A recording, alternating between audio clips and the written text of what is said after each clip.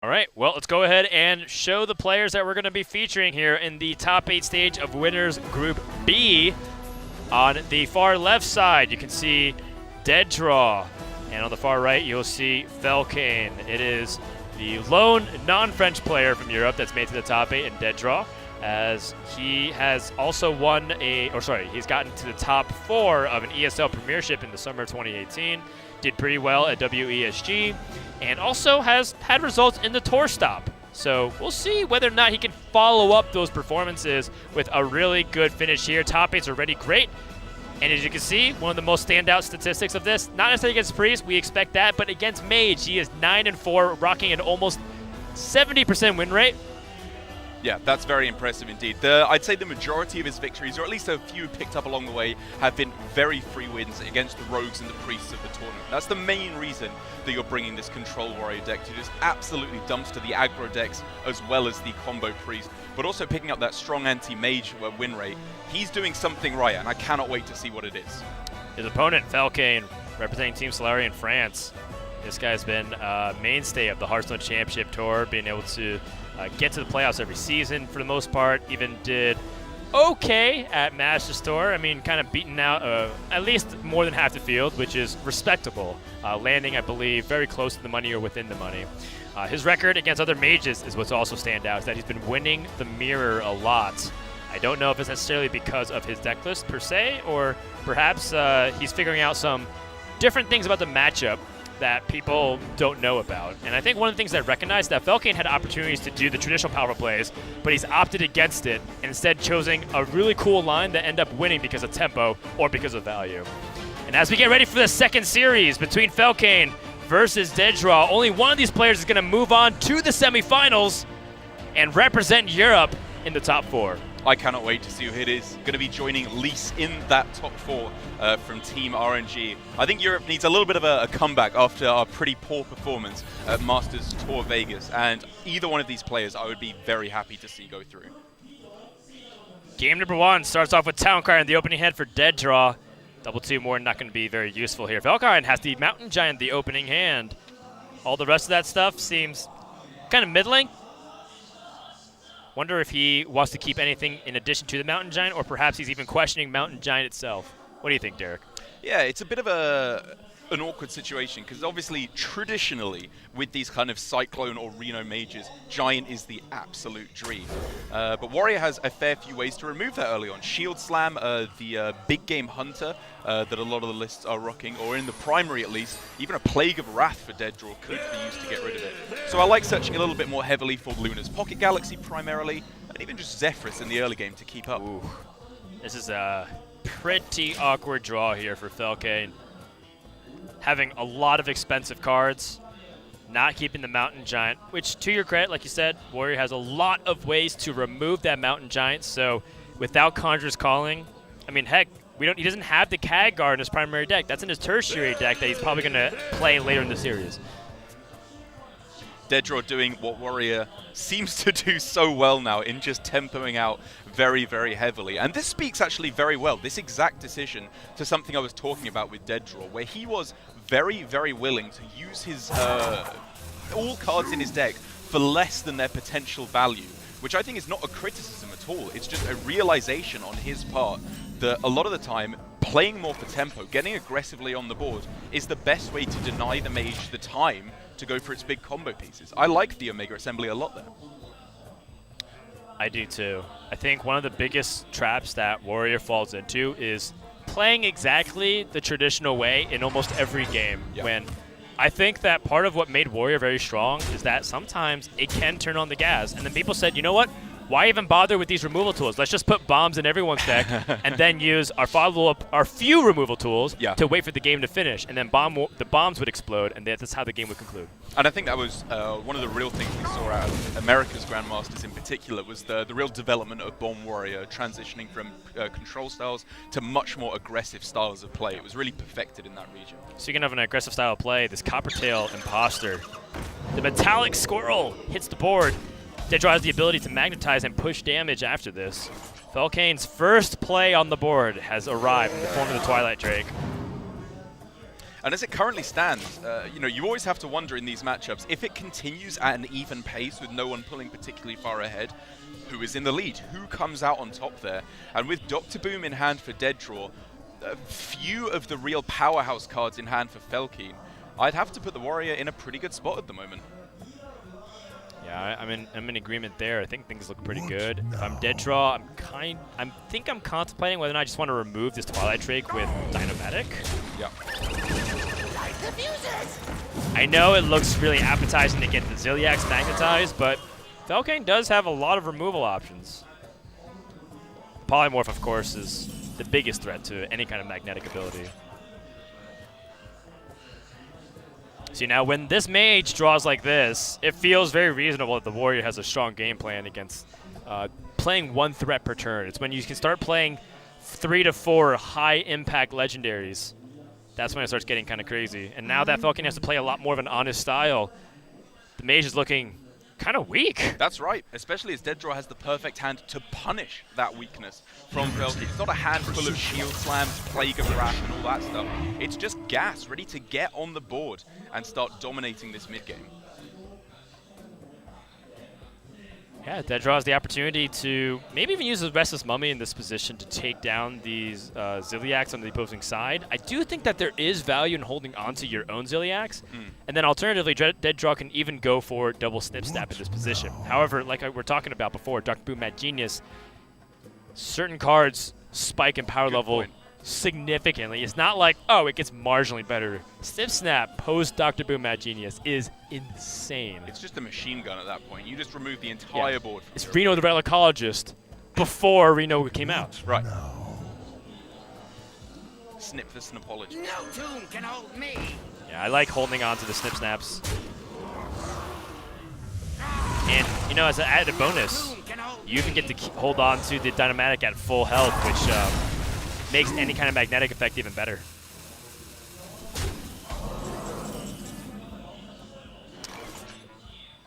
Felkeine might have to seriously entertain the idea of playing Reno here. I think he has to actually do something on the board. I think taking it too slow is a recipe for disaster. I agree, especially as, again, we're heading into turn 7. We know what that means at this point in Hearthstone. DeadDraw is suiting up with Dr. Boom next turn. So Felkeine throws down Reno, ready to save all Doom, and maybe go for a Conjurer's Calling next turn to start getting wide on that board and punish this slow turn that is likely coming down from DeadDraw. Yeah. But still, even though he's putting up the best turn against Dr. Boom, you can see he's praying to not see exactly one card. He knows, he sees, he regrets, but there's not much he can do about it. But Tortolan Primalist, pulling out Power of Creation here, would be very nice. That being said, there's still a handful of other spells. We have a Flame Strike, we have a Blizzard, we have Arcane Intellect, we have Frost Nova. We have Luna's Pocket Galaxy, which also might be a candidate to be cast from Tortolan Pilgrimist. So, in this scenario, I'd say that there's a handful of hits that Felkeine could be happy with, except there are also scenarios where none of the 3 would be good at all. I agree that there's some good hits to be found there. I think the real problem is his mana curve from thereafter, because if he was coin into 8-drop when he has a 9 and a 10 in hand, I think that would make his curve a little bit too awkward. He has Oblivitron. Oblivitron summons a mech from the hand and triggers its death rattle, but there's nothing there. No mech's talking about. Ooh, oh, that's a bit more like it. It's a lot better. A board that How seems to be sick would it be, by the way, if you had Barista Lynchen to pull Cragwall back and then play Cragwall and get like the Conjurer's Calling back? I don't think you'd have enough mana to do that unless you save the coin, but that would be dope. That would be seriously dope. For entertaining my very impossible scenario. But DeadDraw has to answer this board in some capacity. I don't think he can let this live. Yeah, as it currently stands, he's looking at... I guess he has to be imagining Brawl, right? This is likely one of the most scary boards he'll see for a while, at least in terms of a wide board state. Singularly tall minions, I think, is reasonable to expect going forward. I think Snip Snap plus Hero Power answers most of this board except for 1 minion. Okay. So if you have Snip Snap trade into the 4/5, 2 of the 1/1s attack into the 4/5, and then Hero Power, or actually you attack into the 4-5 again, and then have 4 damage left over plus the hero power. You should be able to kill off everything except the Crag Wall, I think. And I think DeadDraw is calculating exactly that, but he might be running out of time. He needs to come to some kind of a decision. Derek, I don't have a good feeling about this. Okay, he's going to go for the brawl. Okay.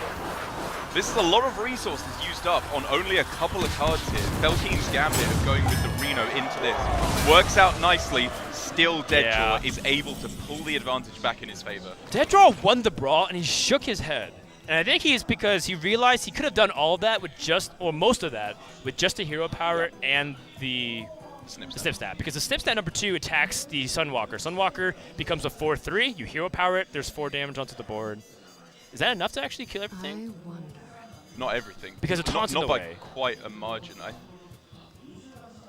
Because he didn't have enough mana to actually do it. Okay, so in that case... There would have been 4 left over, so I don't think he would even have been able to kill Hogger with that metric. It would have just been the taunt taken out and then 2 microbots left over. You're right. Yeah. Okay, I miscounted because for some reason I thought there would be 6 microbots on the board, but that's not the case.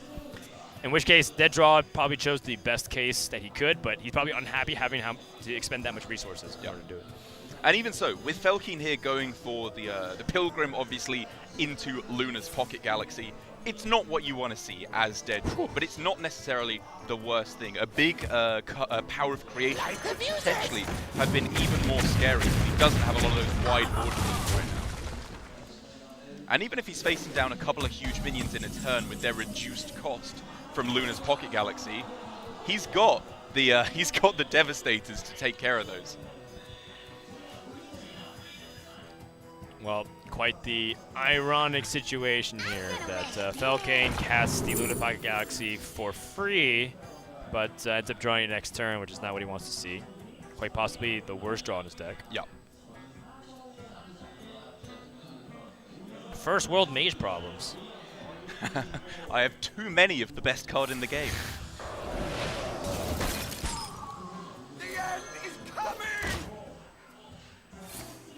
And I think it's pretty interesting that we're getting to see, especially from DeadDraw, I would say, but from Felkeine as well, looking like a bit of indecision from 2 players that I would say are fairly confident in their abilities.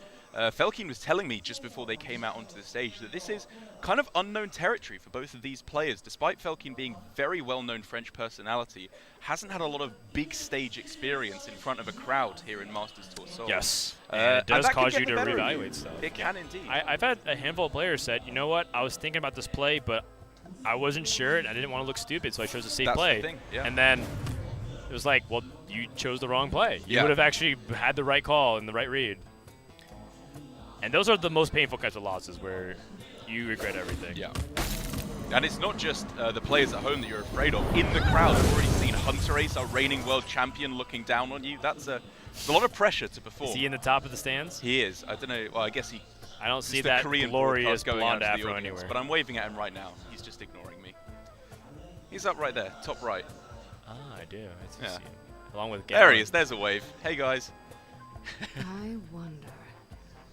Hey, Galen.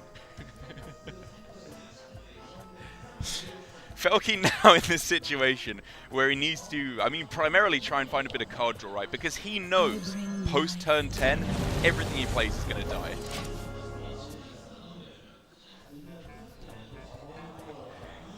DeadDraw picks up 3rd Omega Devastator. How do I hold all these best for last? Derek, of course, making very inappropriate gestures to his compatriots over there. You were literally just doing it, Dan. You have no proof or evidence. That's a we libelous probably accusation. have it on video. It will not stand in the court of law. Fair enough. I guess I just admitted that I did it, didn't I? You got me again. I would do no such immature behavior. I'm a grown-ass man. And what I do with my middle fingers are none of your business. DeadDraw. DeadDraw has the Omega Devastator at the very least. I'd be very surprised if he develops anything more, given that he has an extremely reactive hand. We could be in for a barn burner here. Felkeine still has yet to hit his card draw, and he's holding a bunch of reactive cards himself. Stargazer Luna That's going to help speed things up. And the thing is for Felkeine as well, he has a bunch of reactive cards, which is obviously not the dream, but it gives him time. That should be able to give him the turns he needs to get through to those powerhouse cards later on in the deck. And he does need to start dumping his hand in a way, so maybe the Caligos here get some card draw. Okay. Ray of Frost is a very good card with Luna. It's true, and I think what Felkeine really needs to start setting up for now is Antonidas. Really the best thing he can go for, because the top of his deck, we've seen the vast majority of that now. Alexstrasza, Caligos, the Pilgrim as well. It's only really Power of Creation, Mountain Giant, Tiamat, which is not bad, and Antonidas as the main one that he's looking towards. So I love that pick of Ray of Frost. Get a twin spell going to generate 2 fireballs and try and close out the game through damage. Okay then. DeadDraw deep in the tank. Definitely kill the Caligos. That is of the utmost priority. Many, many ways to do that, should he so desire.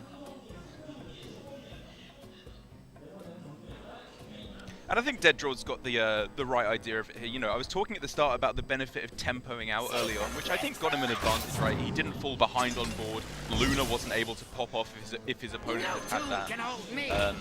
But now slowing down, fitting in those hero powers every turn is pretty crucial, I think, to just guarantee you the value from Doctor Who. Yes, hopefully the value that's preloaded before the Pocket Galaxy effect kicks into play can benefit DeadDraw before Felkeine's able to get that big board swing. Felkeine looking a little hesitant, but I'd have to imagine this is the Luna turn. Frost Nova is something he wants to play anyway. He's got a little bit of hand space to be rolling. Oh boy. With. Wow. Oh boy, that's 3 cards. Full hand already. That's a free giant. This is the power turn we're looking for. Yes, although I think Felkeine wants a little bit better. These are just very meh. Honestly, I think this is pretty reasonable. There's just not that much left at the top end of his deck right now. That is fair. The only card really worth looking for is Archmage Antonidas. Alexstrasza's been played, Caligos has played, Churchill and Pilgrim's been played. Power of Creation and Antonidas is pretty much all that's left. If this board can be dealt with, which I think should be relatively easy, with the rushing Omega Devastator in addition to the Super Collider, Felkeine is going to pretty much have to be in on that Antonidas once again. Or the infamous already Puzzle Box of Yogg-Saron. Magic could be done here. Yes, so I see that DeadDraw, his game plan to outlast the Mage looks likely at this point. I'm not sure if it's more likely than not, given that Antonidas does give a lot of power. That is true. I'd say even then, as soon as he starts taking damage to his actual health total, Ziliax, magnetized onto a Devastator or some other kind of mech, should be able to claw him right back up.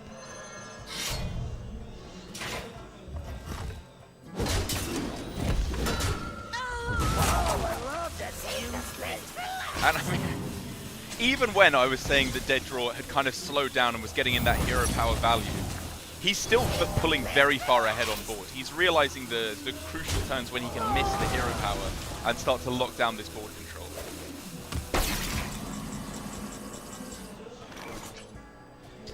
Cartouche Defender, Felkeine has a wide board to Flame Strike, but does not have that spell in hand.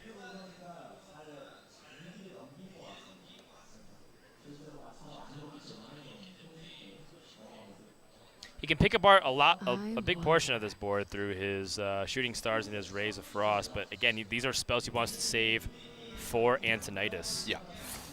Power of Creation. 2 missile launchers. Launcher? That's interesting. 2 missile launchers seems pretty good with Shooting Star here.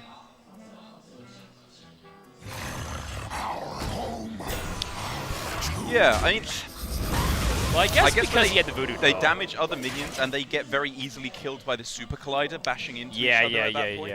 You're right, you're right. The Super Collider is very annoying here. Very tempting, though. It's an interesting first glance.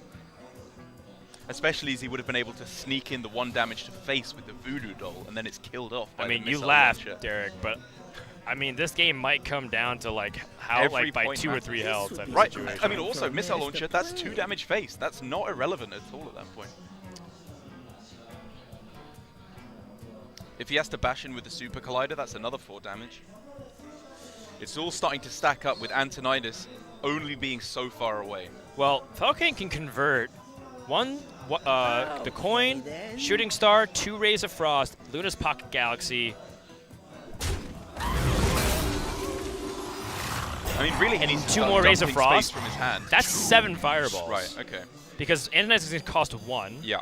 Luna's is 5, so that's 6. Plus the 4 Rays of Frost and the coin Shooting Star. So that's 7 fireballs. That's 42 damage? When you put it like that, that sounds pretty tempting. Like, that's the maximum that you can go for. Yeah. It And obviously starts getting a little bit more messy when you factor in that Ziliax might get into multiple attacks, or at the very least fake out Sure, the but he has fireball. polymorph, so maybe instead of the Galaxy, he uses polymorph. Maybe.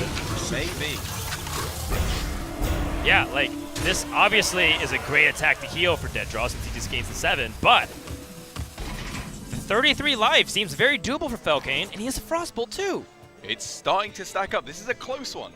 The Rusty Recycler for DeadDraw gets him that little bit of extra that may be able to push him over. Shield block. Yep. It's all stacking up. It's going to be razor thin here. So you joke about that Voodoo Doll damage and the missile launcher damage. I mean, to be fair, he did get the Reno dealing damage because DeadDraw attacked into it. So Which he did may have a not little happened bit of damage there. otherwise. Yeah. A good point.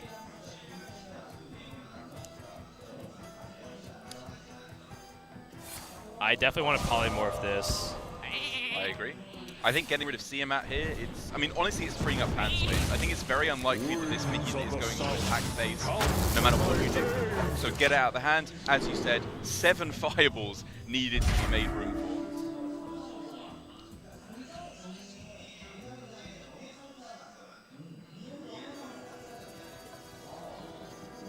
DeadDraw can deal with this in a variety of ways.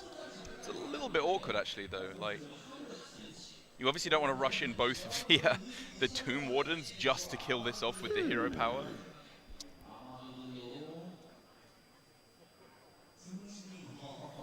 Yeah, the But you don't 6/6 wanna stat tank the line is damage. very problematic.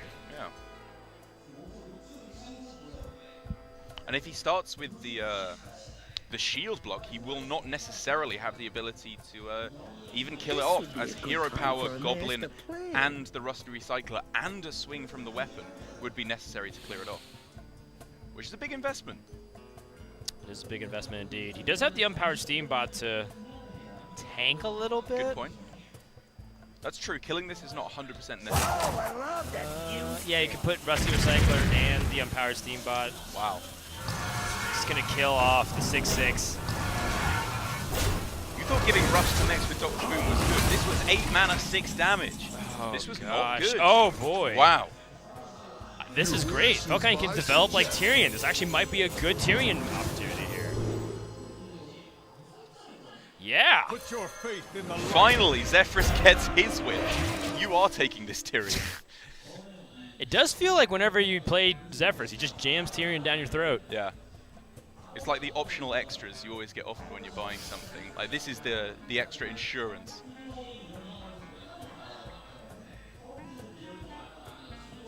DeadDraw picks up the Frightened Flunky, a new card from Saviors of Olddoom that allows you to discover another taunt minion, very similar to Stone Defender. There are 3 taunt minions to consider with the Warrior, which is Frightened Flunky itself, our Mega Deal, as well as 2 more. Mega Dio! Ooh. There's Now 2 we're taunts talking 2 in his taunts hand! in hand. Now, Unpowered Steambot gets a little bit of power. It's like a 5% Steambot. Yeah, or like my phone at all times of the day. I think if you lost your power bank, you would literally die. Quite possibly, yes. DeadDraw's gonna try to take a little bit of this damage, shuffle like in the everything bomb. that's happening. The bomb is fairly relevant. The good thing is for DeadDraw, though, that, man, this +2/+2 buff, especially on the Rusty Recycler, not only ups the health of Taunt that it's putting in place, but the lifesteal. That heals for 4 minimum when that rush is in now. That is big. It's huge. That's like another Ziliax. 4 Slip Snaps?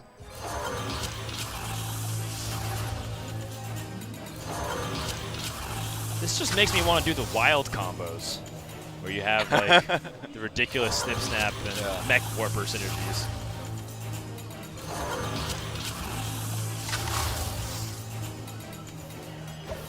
Two, 4, 6 crabs. Armadillo and Frightened Flunky. Wow, more synergy. First, we can look at the delivery drone to see what's behind there. I guess the decision for DeadDraw is, if he wants to play the Armadillo this turn, does he go for Flunky first? Does he think he can discover a better taunt minion to buff? Usually Or that does is he the just buff case. the 2/2? Usually, Because yeah. even if you get, like, you know, quote, like weak taunts, like Silverback Patriarch, if you buff it by +2/+2, it becomes a very, very mana-efficient Good turn. point. Very good point. Or I guess getting Tomb Warden in the dream scenario to get a double buff effect, Right. effectively. Armadillo is also the last play of the turn. There's nothing like, there's no battle cry effect, it's an end of turn effect. Fair enough. Therefore, you would probably want to play Funky and the delivery drone anyways. Yeah, good point. Mechanical Whelp looks good, although I feel like his hand is fairly heavy, so I actually would like maybe the Faithful Lumi or the Steel Rager. Yeah. Okay, that's fair enough. I guess with a heavy hand, it gets a little bit more tempting to go for the Yes. option. We'll have to see some quick my options gosh. here from DeadDraw. He's got to play fast. Oh yeah, Oh, Dr. Dillo. Oh, it's beautiful. Flame Strike off the top. That's a great draw. that's a lot of face damage coming through. That Antonidas, bottom 3 cards now. Yeah. And Felkeine is doing all the prep work he needs by pushing, what even is this, 13 damage face on this turn? That is huge. DeadDraw's just dying. Despite DeadDraw getting pretty favorable conditions, no early Luna's Pocket Galaxy, Antonidas in the bottom 3 cards of the deck, Warrior is still struggling. Does have a Rusty Recycler though, that's been buffed. He's got so many taunts. Like, I think at this point, it's reasonable to assume that nothing can attack face for the rest of the game. With the removal, the taunt, the rush, everything put together, DeadDraw has a lot of ways to clear this off. But then the thinking is, will the Fireballs be able to get through? Will Yogbox be able to get through? Yeah, or Yogbox kill himself. There is a bomb in the deck, because one of the 3 cards is a Good bomb. point. Okay, good point. And, you know, you don't want to die. Fested Goblin, that's a card that you wish you had the Armadillo for. Is that the 3rd? No, it's the 4th Flunky. That is Flunky number 4. Yeah, well, Flunkies flock together. I can imagine. Exhibit A, the casting desk. Well, we'll have to see if Dr. Boom and the Flunky 4 are able to take this one down for DeadDraw. Sounds like a great teen cartoon, right? It's like the Hearthstone, of course, is very mature and Yeah. for adults, grown-ass men, as we refer to the term. But you know, the Dr. Boom and the Flunky 4 is like the chibi version of it. All these cute little anime characters. Oh no, if you didn't hear, that's what I'm singing karaoke tonight. The Flunky 4. Antonidas comes to the hand.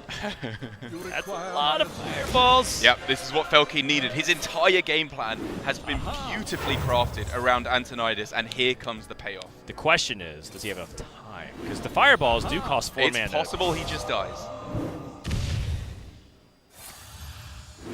I mean, Luna's Pocket Galaxy having a Wild Growth backup condition, as if you don't get to cast it for its full effect, you get a fireball, would be insane.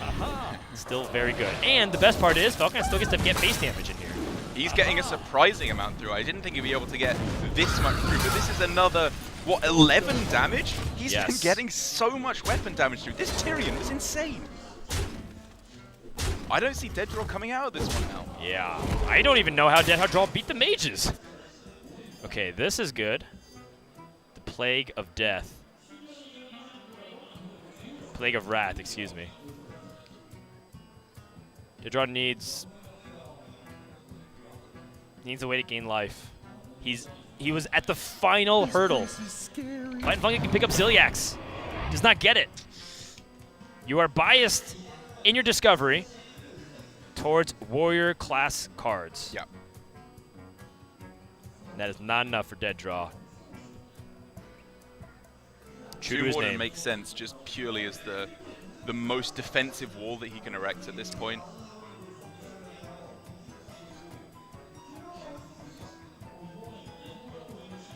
just don't see it getting there. Brawl and hope to get lucky. Well, he does have a couple of draws remaining. Goes to the Brawl. Felkeine fist pumping. Almost acknowledging that he's got this game locked down. Oh. Snip, snap, survives. That's it. DeadDraw concedes. Game 1 goes to Felkeine as he takes this very crucial game number 1. Remember, we're still in best of 3 mode, so now that he gets to improve his deck, he gets to add Khadgar, Barista Lynchen, Harrison Jones, Karen Bloodhoof, Astromancer. Get out the non-legendary cards in and put in every other legendary in the game. This is just looking better and better now. It gets to 14 cards or legendaries in this deck at the tertiary point. At least if I count it correct. 1, 2, 3, 4, 5, 6, 7, 8, 9, 10 are in this base deck, his primary deck. Adds 4 more. Well, I think despite all those legendaries being very expensive there for Felkeine, DeadDraw may be the one paying for it. Despite the fact that he has a couple of tricks of his own up his sleeve, he can switch into a somewhat more removal-based build of the deck, should he so desire. His secondary deck rocking 2 Acolytes of Pain, a Whirlwind, okay, and an extra BGH and Plague of Wrath. Imagine those extra removal cards against those mid-stage boards that Felkeine was throwing down. That could be the absolute linchpin of the strategy for DeadDraw. I'm looking at this deck list with all the legendaries, and I think, is this the most expensive competitive deck in Hearthstone history? 14 legendaries! Zephyrus, Sipsnap, Stargazer Luna, Luna's Pocket Galaxy, Ziliax, Reno the Relicologist, Archmage Antonius, Siamat, Alex Draza Kalagos, Khadgar, Barista Lynchen, Harrison Jones, Karen Bloodhoof, and Derek started the fire! You caught me off guard with that one, I like it. Yeah, you like that? I Nice like that one a lot. punchline. I'm not going to look at the chat to see their reaction to that. Our, speaking of this expensive deck, our poor talent manager backstage was asking me, you know, to get a proper good starting deck in Hearthstone, how much money is he looking to pay for the best deck in Hearthstone at the moment? And I was like, you know, you can, if you play your way through, you should be able to get a decent amount rolling with the in-game economy. Not so much with this one. Yeah. I'm Did I shout too loud, Derek? I'm proud of you too. Proud of me? Yeah. I'm not feeling a lot of support here. I'm feeling really embarrassed. But as you guys can probably imagine, and everybody everywhere, I clearly have no level of shame or dignity which I will not sacrifice to commit to a 5-second payoff. Why are you staring at me intently, Derek? There's a game going on. Let's go into game number 2 between Warrior versus Mage. Felkeine, I think, does have that tertiary deck queued up, but I'd be very surprised if he stayed on this primary, given that it was very close. Had he not been able to assemble the pieces of fireballs that he had, should DeadDraw, you know, get a little bit more damage in, I feel like the game could have changed. Absolutely. If he'd just been able to go through with that mid-game kind of control that he had with the Omega Devastators in play and Snip Snap, DeadDraw could have just closed that one out very, very quickly. But we can see that with the Acolyte of Pain in hand, DeadDraw has switched over to his secondary deck. 2 of those slotted in, again with the extra removal. Yes. All right, DeadDraw picks up the Snip Snap. Does have Dr. Boom Mad Genius. He did take a very slow route, and despite Dr. Boom Mad Genius being the opening hand, despite having all the mechs, despite having a decent hand economy, right? He had a full hand at all points of the game with a lot of options. Did not work out. It is a struggle, to say the least. And with this Pocket Galaxy, I think it's going to get a lot harder soon. It is indeed. I mean, it's pretty close to the dream here for Felkeine, especially when, as you said, his deck is just stacked with big, juicy legendaries to get reduced. Yes. And so for DeadDraw, you know, generally in these kind of matchups when you are falling behind to a big Luna's Pocket Galaxy, the main thing you want to do is just kind of pull ahead in tempo in the mid-game, punish them for spending 5 mana on just reducing minions in their deck. now?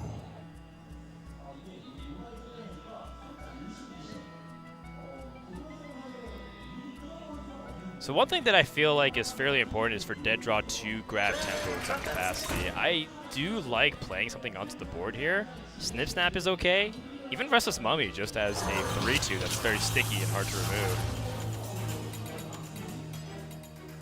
And this is what DeadDraw's going for, right? This is what I was talking about. Just use your minions very aggressively, even if you're not getting the full value, to go for those tempo plays. Right. And then Felkeine stops for half a second, skips a beat, thinks, should I actually play this Pocket Galaxy? And I like it because a lot of people auto-snap they snap call, excuse me. They immediately play it, autopilot. I wonder. I'm having a hard time arguing against it, though. Yeah, I think it's still very much the play.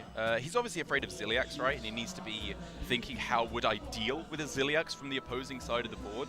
And the answer is pretty poorly, actually. He doesn't have all too much of an answer to Divine Shields and the extra health. Sure. Alternatively, though, it's not like he does have a good play, even if he did have Zilliax. Fair point.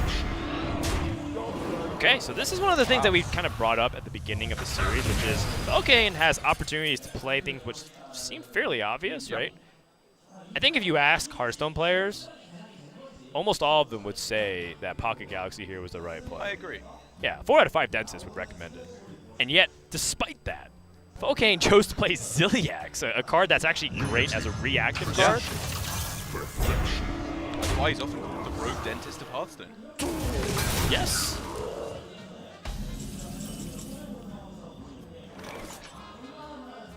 Now, What do however, you really know about Densis, Derek? Not much. Only mine Krentis. I mean, it was a low-hanging fruit joke. I mean, it was really hard not to pass that up. But, yes, of course, Derek actually has immaculate teeth. I mean that. Thanks. Yeah. Your smile brightens my day, chap. Thanks, fella. Okay. All right, moving on. DeadDraw. Apparently, I've just displaced you with the other fellow UK player. Blimey, that was a good play, mate. Right. That's all I can go for. DeadDraw plays Dr. Boom Mad Genius, and all of a sudden, all of his mechs. Oh, jeez. Oh, if you wanted to fight back against these kind of plays from DeadDraw, that's how you do it. Yeah, you know, Rafam would be a heck of a lot better if it said Battlecry, replace all your hand and deck with legendaries that cost 1. That would be pretty good. You're not actually incorrect. It'd be a heck of a lot better. Can you imagine if Edwin gave +7/+7 for every card you played before? That would be better.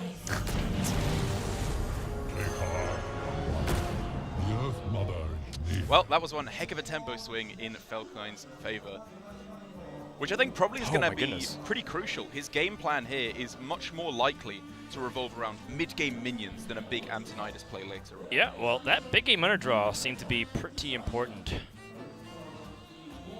given that it does give DeadDraw the ability to respawn to this ridiculous scenario. I mean, the 1/1 buff from, or the discount from Luna's feels fairly similar to just like this ridiculous Tavern Brawl scenario, where it's like all your minions cost 1. Yeah.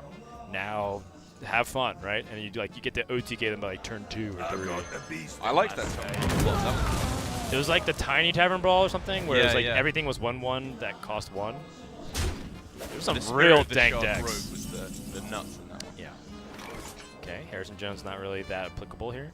But Stargazer Luna, Harrison Jones, definitely an option here. Felkeine can also go for the power creation. Ooh, Finds Reckless 2 Reckless Rocketeer. Rocketeers. Extra damage just being able to be pushed through to face. It's 14 right now with the Cairn Bloodhoof. I think Felkeine considering other options, missile launcher to help clear the board. Makes sense. It's still a little bit of damage to make. 2 is undeniably less than 10, but clearing the board and forcing that minions to be used as removal is very valuable. DeadDraw picks up the Town Crier. Looking to see if there's any more rush minions in the deck, given that I believe he's had that Restless Mummy for a long time. Restless Mummy seems very effective in this position. But then DeadDraw has to kind of think about, well, great, I can keep answering the board, but he's just going to keep developing big stuff and a lot of stats. And in situations like that as the warrior, I think you need to start moving towards not committing your own minions, right? You want to try and bait your opponent into over-committing to the board, then ripping the board. Yeah. So, for example, these 2 missile launchers damage their own board. So, is it really that bad if DeadDraw leaves one of them up? I think leaving both up is definitely a bit too much. Like, taking 10 damage a turn is... Right, I'm saying it's way you too leave much. up 1. Yes, okay. Mashog, Enforcer, Bronze Gatekeeper, Dread Corsair. Mashog, Enforcer, the most statistics. I was definitely expecting the Bronze Gatekeeper there. A little bit of magnetization synergy that could have been thrown down on the Dynamo. Okay, clearing as much as he can. Felkeine has Barista Lynchen. That's the real powerhouse card here for Felkeine, I think. Yes. The value that she can generate is quite staggering. That's right. There's Astromancer. There is Siamat. There's Reno the Relicologist. As you can see, a couple of other cards like Arcane Keysmith. Just a lot of good pickups here from the Barista. Yep.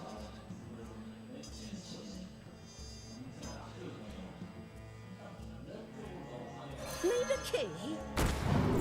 Holding off on the Stargazer Luna for an extra turn. I guess by starting off with the magic trick, Felkeine still had the ability to go for Luna into whatever he discovers.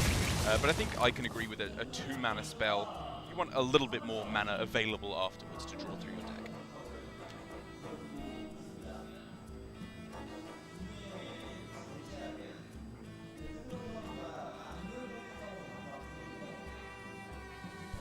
DeadDraw doesn't look like he has much going on here. The Town Crier, like you said, not going to really pick up anything that can be too substantial if he doesn't have another Restless Mummy in the deck. Also has to be mindful of the secrets. Attack face, or attack face. He does have a Restless Mummy in the deck, okay. But is able to collect value off of that. Oh, still just such an awkward situation for DeadDraw though, where he's used the vast majority of minions available to him. If these are cleared here, he's just going to have to get value from Brawl to have any chance of pulling this back. Oh yeah, Zephyrus and Barista. Okay, yeah, that sounds pretty good. Shadow Priest 2. I mean, that summons another copy of it with Barista, which is why it's worth considering. But I guess the raw stats of Tyrion surpasses even that. Yes. Zephyrus' wish is a latte. Caramel Macchiato. DeadDraw picks up the Omega Assembly. I mean, he said he was running out of minions. Still got some.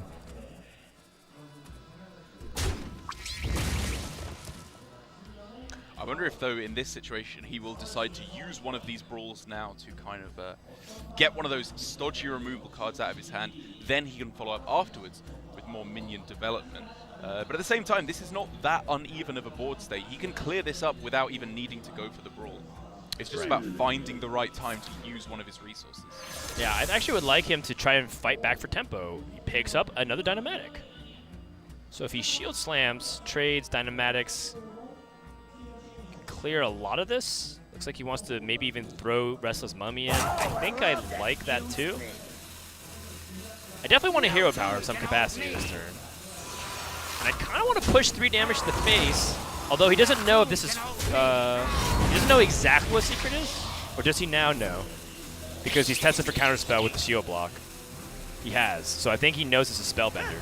Failure is an option. Yeah, DeadDraw there just basically running out of time. He had 5 attack on the board with which he could have killed off this minion. He also kind of played it to Flame Ward, I think.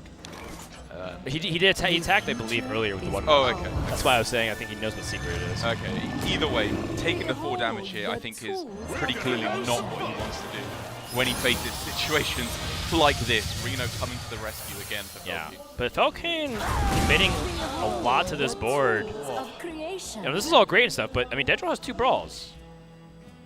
So does he slow down here and not take the draw of Luna? I think you still go for it. Just something to consider. Conjurer's Calling. Highmane! Tools of creation. Felkeine raising his eyebrows. He's even surprised about how good his fortune was there. Again, it looks like he's going to be digging through for that Antonilus. So even going for a Voodoo Doll and one of the smaller minions here is not the most ridiculous suggestion. Yeah, Voodoo Doll on what, your Barista? I guess maybe You gonna treat her like that? Luna always gets killed. I wonder what would happen if you Zephyrus this. Would it give you like Shadow Step for Barista?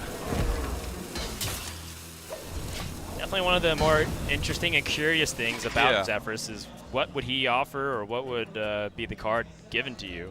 I don't think he's quite so good at reading card text as that. Right. That's true.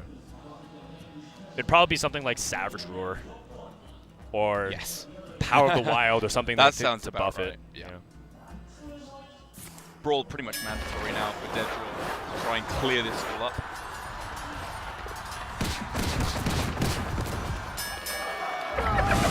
The barista.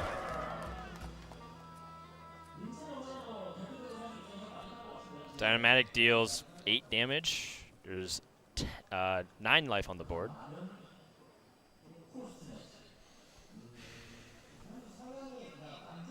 Dynamatic has no chance This of would be clearing a up the good board time for a completely either. master plan. It's all just a little bit rough. Right. Love that new DeadDraw thing. can eliminate a couple of other minions though, like if he plays a Mega Devastator and he trades it to the 2/2. Obviously not what he would prefer to do, but sometimes you gotta do what you gotta do. You do indeed, but DeadDraw now with Ziliak's already gone in this situation, he knows he has got to start gaining some armor or he is not going to be able to survive the onslaught. I mean, Felkeine doesn't have the Rays of Frost and the Shooting Star this game though. It's true, good point. So this scoundrel needs to discover a cheap spell for Felkeine.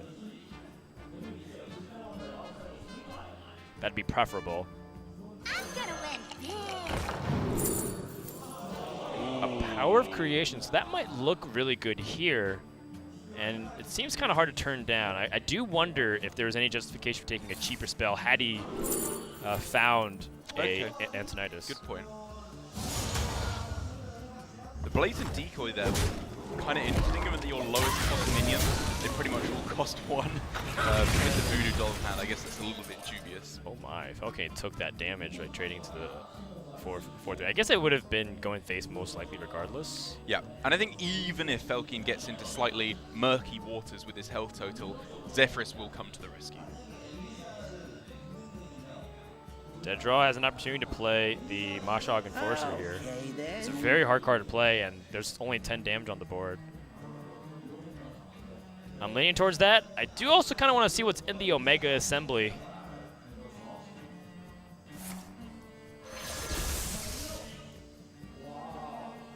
That's just decent cards, a little bit more removal. Solid. Another Dynamatic is fairly impactful here.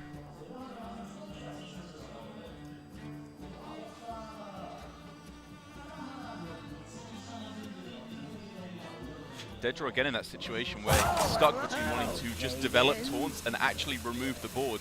But each time from Felkeine, perfectly positioned, the board is just that little bit too big. Light the fuses!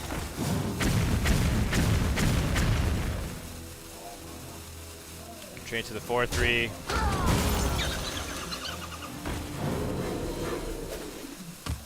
Chooses not to attack with his 4/4. Willing to accept a little bit of damage. Second, Conjurer's Calling. The first one, of course, was picked up off of the Pilgrim. Another Tyrion. Wow. I wonder if he's thinking about Lay on Hands. That's what I was looking at. I guess it's reasonable to expect he'll have the time to get through his deck naturally. So just a bit of extra value and damage makes sense. I mean, the 15th hidden legendary is Tyrion Void Ring in this deck. Which will potentially have dealt 30 damage with weapons over the course of this game. 45 including last game. Pretty ridiculous.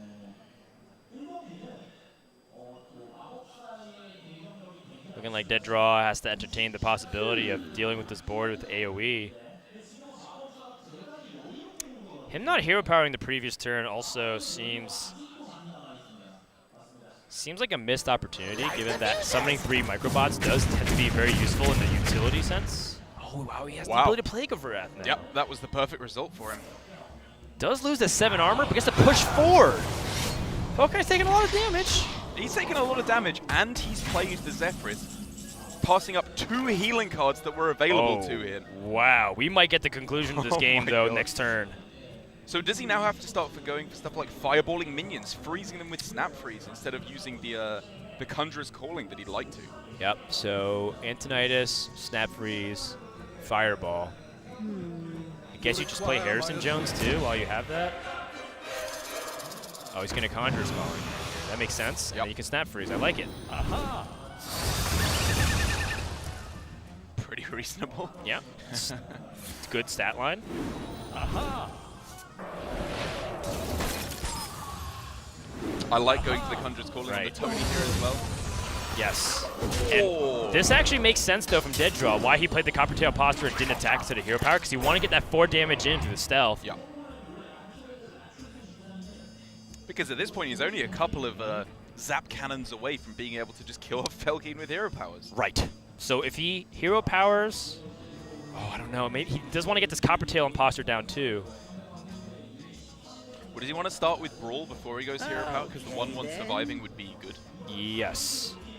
If he wants to Brawl this turn. Yes, this is absolutely a Brawl.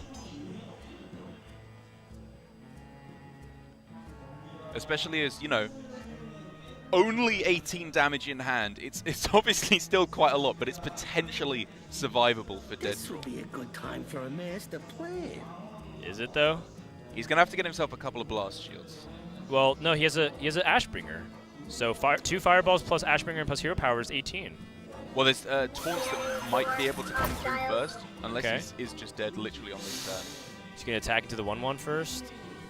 Okay.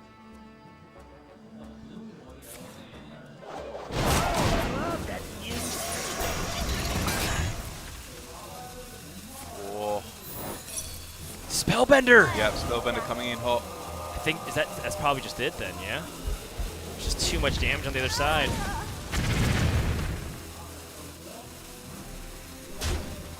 All these taunts, they're just not enough. DeadDraw concedes. Felkeine has booked his ticket to the top 4. And the Mage, which looked very favored against the Warrior, is able to get the win. The first of one of 2 Mages that's in the top 8 here. So yes, while Mage looks very strong, that is a matchup that it's really favored against. It is indeed, and DeadDraw finally showing some weakness against the Mages, which he's been doing so well with consistently throughout the tournament. Congratulations to Felkeine, though, joining RNG list as our second top 4 player. It's kind of unsurprising that we have a French player in the semi-finals, given that 4 of them made it through to the top 8. But still, I am very, very happy for him. Yes. A deserving player indeed. I believe it was actually guaranteed as 3 French players. Pretty much guaranteed, okay. Yes, yeah. 3 French players and a UK player, 2 of them had to go through. Right. So it isn't surprising, but can DeadDraw come back with the Warrior, or will we be able to see perhaps the Priest, the Rogue, the Hunter, or the Warrior upset the Mages? I do feel like part of the reason why DeadDraw's success was because he was beating other things that weren't Mage, but if you look at his record, he beat 4 Mages on his way here to the top 8. Yes, that's true. But in the other side of his group, he may be facing off. Oh, well, now losing that, he'll be facing off against the Rogue, I believe, as the loser again in Unit in his group potentially, which is a fantastic matchup for him. Exactly. He's been farming Rogues and Priests all the way through. So DeadDraw down, but certainly not out quite yet. All right, well, that does it for our second winners match. We're going to start dipping into the elimination stages of the group. So when we come back, we're going to find out if Hometown Hero Sunni can do it, or we're going to find out whether or not Staz is going to upset him. You're watching the Hearthstone Masters Tour.